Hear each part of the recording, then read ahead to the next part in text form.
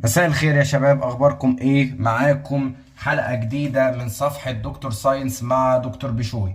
جات لي مكالمات كتيرة بتكلمني عن ان احنا بنتلخبط يا دكتور ما بين الازاحة والمسافة والدوائر والمثلثات. الدرس الثالث في الوحدة الاولى كده فيه شوية عك. طيب تعال نبسطها في تلت ساعة، ويمكن ما نلحقش نوصل للتلت ساعة نخلص لك الدرس دوت ونشوف القلبان بتاعه دوت عامل ايه. طيب دلوقتي ابو الجناجين انا بعته ينزل يشتري لي 5 كيلو طماطم، عايز اعمل شويه مسقعه وعايز طماطم وبتنجان. قلت له يا ابو الجناجين انزل هات لي 3 كيلو بتنجان و5 كيلو طماطم. نزل للراجل، تمام، قال له انا عايز 3 بتنجان عروس و5 طماطم طبيخ. نزل الراجل راح معبله الشنطتين، قال له اتفضل دولت ال5 كيلو وال3 كيلو اللي انت عايزهم. طيب ابو الجناجين كده قال له على اي اتجاه؟ جاب له سيره اي اتجاه؟ قال له رقم بس. طيب تعالوا كده، وانا قاعد انا وابو الجناجين ابني بنتفرج على ناشونال جيوغرافيك، لقينا الراجل بيقول ان الطياره كانت ماشيه بسرعه 200 كيلو متر في اتجاه 200 كيلو متر في الساعه في اتجاه الشمال الشرقي. في اتجاه الشمال الشرقي كانت ماشية بسرعة 200 كيلو متر في الساعة في اتجاه الشمال الشرقي. يبقى الراجل هنا ذكر لي اتجاه، طالما قال لي اتجاه يبقى دي كمية متجهة. طيب لو ما قاليش واداني ارقام زي الارقام ديت، تمام، يبقى دي كمية قياسية. اذا الكمية القياسية هي الكمية اللي احنا يلزم لتحديدها معرفة مقدارها فقط. 5 كيلو، 3 كيلو، ساعة، تمام، زي الوقت اللي بيتحسب بالساعة، زي السرعة العادية اللي هي القياسية، تمام. يعني لما اقول العربية دي ماشية بسرعة 100 كيلو متر في الساعة، جبت سيرة اتجاهات؟ ما جبتش. طيب في حالة الطيارة مثلا، في حالة الطيارة ماشية فوق في الجو، مفيش اتجاهات بالنسبة لها او مفيش طرق بالنسبة لها، فبيحددوها بالاتجاهات، فيقول لك الطيارة ماشية بسرعة 200 كيلو متر في الساعة في اتجاه الشمال الشرقي. فهمت؟ فيبقى اي حاجة يقول لك ديت كمية قياسية ولا متجهة، اسأل نفسك هل انا بقول اتجاه وانا بوصف الكمية ديت ولا لا. في حاجة كمان، حد من اولادي كان بيكلمني بيقول لي هي القوه ليه كميه متجهه؟ ابسطها لك خالص. لو انت دلوقتي تمام بتتفرج على قناه الحلبه، لقيت الاندرتيكر ادى لزاروك بنيه بالشكل ده، تمام، زاروك اتنطر الناحيه التانيه، شفت ان القوه ديت لما اثرت على وش زاروك ضرب واتنقل الناحيه التانيه. فاذا القوه كميه متجهه، لان هي لما بتاثر زي المنظر ده، لما بتاثر على الجسم بياخد اتجاه. تمام الكلام دوت؟ فهمنا الفرق ما بين الكميه القياسيه والكميه المتجهه؟ تمام. عندنا نوعين هنتكلم عليهم في الدرس دوت. عندك حاجه اسمها المسافه والازاحه، وحاجه اسمها السرعه القياسيه والسرعه المتجهه. تمام، السرعة القياسية والسرعة المتجهة. طيب تعال نشوف الكلام دوت. خلي بالك انت لو فهمت الفرق ما بين المسافة والإزاحة، انت كده فهمت الفرق ما بين السرعة القياسية والسرعة المتجهة. تعالوا نشوف. انا وابو الجناجين ابني كنا ماشيين في خط مستقيم بالمنظر ده، كنا ماشيين في خط مستقيم بالمنظر ده. انتقلنا من النقطة ألف للنقطة ب، وبعد كده انتقلنا من النقطة ب للنقطة ج، من النقطة ب للنقطة ج. مشينا هنا 10 متر ومشينا هنا 5 متر. حلو الكلام. لما اجي اقول لك احنا قطعنا مسافة قد ايه، لما اقول لك مسافة قول انا مشيت على رجلي قد ايه. مشيت على رجلي 10 متر همت و5 متر اهوت، يبقى المسافة في المسألة ديت بتساوي 15 متر اهي، 10 و5. طيب لو جيت قلت لك الإزاحة، ركز، الإزاحة هي خط مستقيم وثابت من نقطة البداية لنقطة النهاية. قول تاني كده. لا مش الأغنية، أنا بكلمك على المسألة. إيه هي الإزاحة؟ هي خط مستقيم من نقطة البداية لنقطة النهاية. طب في المسألة دي فين الخط المستقيم؟ الخط المستقيم أهو، ده الخط المستقيم، هي دي الإزاحة. الإزاحة. طب الإزاحة دي بنحسبها ازاي؟ الإزاحة بنحسبها ازاي؟ اللي شاطر فيكم في الرياضيات هيعرف ان ألف جيم ده اسمه وتر. اسمه ايه؟ وتر. وايه هو الوتر؟ ده الضلع المقابل للزاوية القايمة. مش دي زاوية قايمة؟ الضلع المقابل ليها ده اسمه وتر. طيب الوتر ده بنجيبه ازاي؟ بنجيبه بالجذر التربيعي لألف ب تربيع بالمنظر ده زائد ب ج تربيع. ألف ب تربيع زائد ب ج تربيع، تمام، كلهم تحت الجذر يديني الايه؟ ألف ج دوت. حلو الكلام. طيب عشان اديك بردك مثل بسيط يوضح لك الفرق ما بين الإزاحة وما بين المسافة نتكلم فيهم. لو انا خرجت انا في القليوبية، انا من شبرا الخيمة في القليوبية، تمام، جيت رايح على اسكندرية، مشيت مسافة 300 كيلو، تمام، بس بعد كده رحت طالع من اسكندرية على الواحات، مشيت 500 كيلو. حلو الكلام. بعد كده رحت طالع على شرم الشيخ، تمام، مشيت 1000 كيلو. تمام، حلو الكلام. بعد كده رجعت على القليوبية تاني. بعد كده رجعت على القليوبية، المسافة اللي انا قطعتها قد ايه؟ ها اللي مصحصح معايا، المسافة هي المسافة اللي انا مشيتها طول المسار الفعلي. انا مشيت على رجلي قد ايه؟ مشيت 300 زائد 500 زائد 1000 زائد لو قلنا هنا 200 مثلا، لو قلنا هنا 200 مثلا، تمام، يبقى كده اجمع دول كلهم 300 و500 800 و1000 ادي 1800 و200 ادي 2000. يبقى انا المسافة اللي مشيتها 2000 كيلومتر. طيب الازاحة.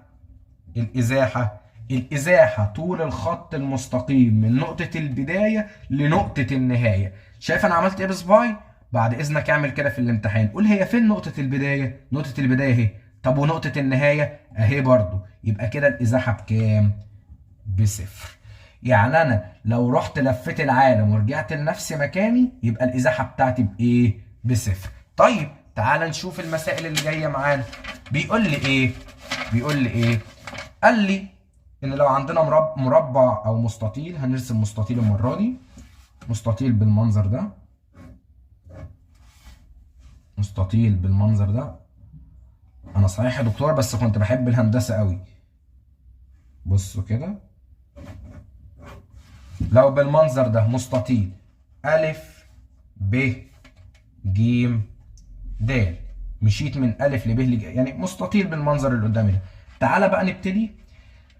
لو مشيت من ألف لب، لو مشيت من ألف لب، قلت لك إن هنا مثلا 3 متر وهنا 3 متر وهنا 9 متر وهنا 9 متر، تمام؟ لو قلت لك إن أنا مشيت من ألف لب، يلا بينا، المسافة بتساوي كام؟ من ألف لب 3 متر. حلو الكلام. طيب الإزاحة، الإزاحة أبوس إيدك ركز يا أبو الجناجين، الإزاحة هي خط مستقيم من نقطة البداية لنقطة النهاية. نقطة البداية أهي ونقطة النهاية أهي، يبقى الإزاحة بتساوي 3 متر. طيب لو قلت لك مشيت من النقطة ألف للنقطة جيم، من النقطة ألف للنقطة جيم، المسافة قد إيه؟ المسافة 3 زائد 9 يبقى كام؟ 12 متر.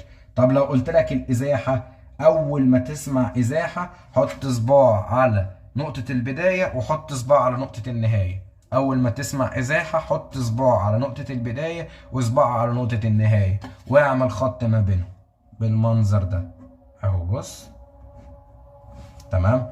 نجيب الخط دوت، الخط ده نجيبه إزاي؟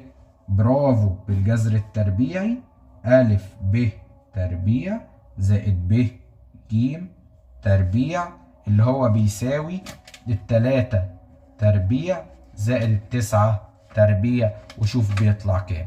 طيب تعال نشوف لو اتحركت من النقطة ألف للنقطة د، من النقطة ألف للنقطة د، المسافة بتساوي ايه؟ المسافة بتساوي مشيت ألف ب ادي كده 3 اهي زائد 9 زائد 3 يبقوا بتساوي 15 متر. طب الإزاحة، ها انت فهمت بقى؟ حط ايدك على نقطة البداية وحط ايدك على نقطة النهاية. من ألف لدال، تمام، الإزاحة ما بينهم كام؟ 9 متر. طيب من ألف ورجعت الألف تاني، يعني من ألف لب لجيم لدال ورجعت الألف تاني، يلا بينا. المسافة من ألف لب 3 زائد 9 زائد 3 زائد 9، وشوف هيطلع كام؟ ادي 6 و9 15 و9 24 متر. تمام. طيب الازاحه بعد اذنك، ازاحه حط صباعك على نقطه البدايه وصباعك على نقطه النهايه، لو لقيتهم الاتنين واقفين عند نفس النقطه تبقى الازاحه بصفر. الازاحه بصفر. تمام الكلام دوت. طيب انا في حاجه نسيتها، الشاطر اللي هيوقف الفيديو دلوقتي ويكتبها لي في الكومنتات تحت. تمام، هديكم 5 ثواني يا سيدي. طيب ايه اللي نسيته؟ الازاحه كميه متجهه، يعني لازم اكتب الاتجاه بتاعها. طيب لما نيجي نقول الازاحه من الف لب، الازاحه من الف لب اللي هي كانت 3 ديت، من الف لب 3 متر جنوبا، 3 متر جنوبا، هو نزل لتحت كده. طيب الازاحه من الف لجيم، ده في اتجاه ده، شفت ده الجنوب وده وده الغرب، ده الجنوب وده الغرب، يبقى في اتجاه الجنوب الغربي، الجنوب الغربي. طيب من الف لدال انا مشيت كده، يبقى دوت في اتجاه الغرب، 9 متر في اتجاه الغرب. طيب الصفر دوت ما بنكتبلوش اتجاه. حلو الكلام لحد كده يا شباب؟ طيب سريعا نراجع على الاتجاهات بتاعتنا. شايفين المنظر ده؟ اللي فوق شمال، تحت جنوب، يمين شرق، شمال غرب. تطلع بقى كده يبقى ده شمال ايه؟ شرقي. كده شمال غربي. كده جنوب شرقي. طب الناحية التانية كده جنوب غربي. تمام الكلام؟ طيب نبتدي، خلصنا حوارات المثلثات والمربعات، تعال نخش على اخر حتة وهختم بيها الفيديو دوت. ايه هي؟ الدواير. طبعا بنسمع سيرة الدواير كلنا بنتضايق وكلنا بنتعب. لا، مع دكتور ساينس ودكتور بيشوي الدنيا سهلة خالص. تعال نشوف. هرسم دايرة بالمنظر ده، شايفين كده؟ ثبت بصباعي، يلا لفينا دايرة اهو. نيجي الناحية التانية، نيجي الناحية التانية بالمنظر دوت، ونقوم عاملين دايرة تانية. الله عليك يا دكتور بشوي، يا سلام عليك، وريني، كان حقك يا ابني تدخل كلية هندسة. تعال نشوف ايه اللي هيجرى. لو قلت لك ان في نقطة ألف وفي نقطة ب وفي نقطة ج وفي نقطة د، تعال نعمل نفس اللي عملناه الصفحة اللي فاتت بس في الرسمة دي. يلا بينا يلا بينا. بس عاوز اقول لك على حاجة. شايف كلمة المسافة؟ كلمة المسافة أول حرف فيها إيه؟ الميم. طب شايف كلمة المحيط؟ أول كلمة فيها إيه؟ الميم. يبقى أي ما يطلب مني مسافة أشوف هعمل إيه مع المحيط. يبقى أي ما يطلب مني مسافة أشوف هعمل إيه مع المحيط. مسافة محيط، مسافة محيط، مسافة محيط، احفظ مسافة محيط. يلا بينا يلا بينا. لو قلت لك إن نص القطر اللي هي نق بيساوي 3 سنتي، ان نق بيساوي كام؟ 3 سنتي، وجيت قلت لك ان احنا اتحركنا من النقطة أ للنقطة ب، من النقطة أ للنقطة ب. يلا معايا المسافة. قلت لك المسافة فيها محيط، لازم هنتكلم عن المحيط. طيب هو مشي هنا ربع المحيط ده، شوف مشي ربع الدايرة بس، يبقى ربع في محيط الدايرة اللي هو كان ايه؟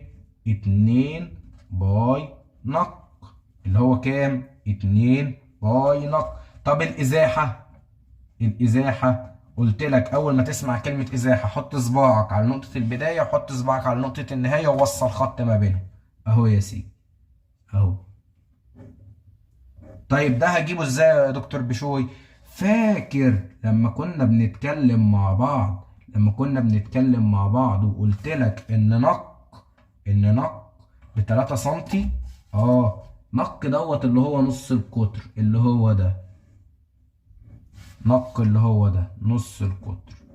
يعني معنى كده ان ده 3 سنتي وده 3 سنتي. هو ايه نص القطر دوت الضلع اللي طالع من السنتر او من مركز الدايره ولامس اي جزء من اجزاء الدايره، اللي طالع من مركز الدايره ولامس اي نقطه على الدايره. يبقى كده لما يقول لي نق ب 3 سم يبقى ده ب 3 سم وده 3 سم. يبقى نشوف الازاحه بقى. الازاحه بتساوي الجذر التربيعي 3 تربيع زائد 3 تربيع، وهنشوفها هتطلع بكام. حلو الكلام لحد كده. طيب مشيت من النقطة ألف للنقطة جيم، أول ما أقول لك مسافة تقول لي محيط، طب من هنا لهنا قطعت قد إيه؟ قطعت نص الدايرة، يعني نص في 2 باي نق. نص اللي هي نص الحته، مش انا مشيت نص الدايره فكتبت نص في 2 باي نق اللي هو محيط الدايره. تمام. طيب الازاحه قلت لك حط صباع على نقطه البدايه وصباع على نقطه النهايه واوصل ما بينهم اهو. وصلت ما بينهم. طيب نص القطر من هنا لهنا 3 سم، يبقى نص القطر اللي تحت زيه بالظبط، يعني ده كمان 3 سم. يبقى 3 سم و3 سم بيساووا 6 سم. حلو الكلام. في اي مشكلة؟ بس انا نسيت حاجة وهزعل منك ان انت ما فكرتنيش. شايف الازاحة من الف لب دي؟ من الف لب ده في اتجاه ايه؟ برافو، الجنوب الشرقي. الجنوب اهو عشان احنا نازلين لتحت، ده الجنوب وده الشرق. الجنوب الشرقي. طيب والازاحه هنا من الف لجيم، انا نازل لتحت على طول، يبقى في اتجاه الجنوب. الجنوب. طيب يلا من الف لدال، اتحركت من الف لدال. المسافه، مسافه يعني محيط. انا بص مشيت كده ادي ربع وربع، دي كده نص لحد دال تاني، انا مشيت 3 ارباع الدايره، يبقى 3 ارباع في 2 باي نق. طيب قول لي بقى لو انا مشيت من الف لدال المسافة هتكون كام والازاحة هتكون كام؟ عاوزكم تكتبوا لي في الكومنتات الإجابة.